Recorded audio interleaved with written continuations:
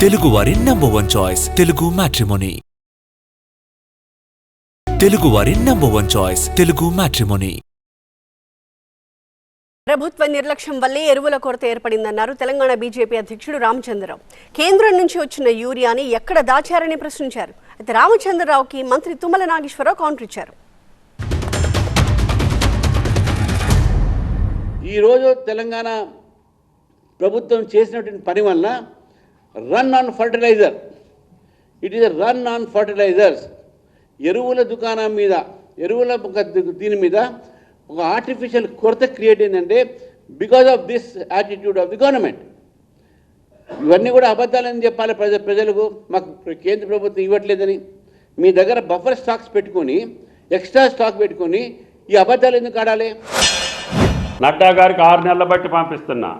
పదే పదే ఈ రాష్ట్ర ప్రభుత్వం కేంద్ర ప్రభుత్వం మీద ఒత్తిడి తీసుకొచ్చి ఉన్న పరిస్థితిని ఎప్పటికప్పుడు చెప్తున్నాం. నువ్వు నిన్నగాక మొన్నొచ్చి ఆ స్టాక్ అంటావు, ఈ స్టాక్ అంటావు, ఆ కథ అంటావు, ఈ కథ అంటావు. ఇదిగో నీ లెక్క. నువ్వు చెప్పింది ఎంత, ఇచ్చింది ఎంత, ఇంత తక్కువ ఉంది. కాబట్టి రైతాంగం మీద శవాల మీద పేలాలు ఏరుకున్నట్టుగా రైతుల సమస్యలు వస్తే దాంతో రాజ్యాధికారం వస్తుంది అనుకుంటే అది నీ భ్రమ.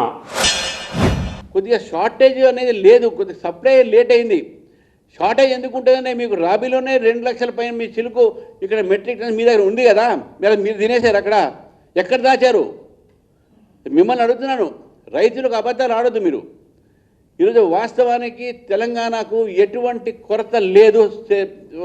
అది ఈరోజు యూరియా షాపుల ముందు లైన్లన్నీ కూడా ఉన్నాయంటే అది కేవలం mismanagement of the Congress government, Telangana Congress government.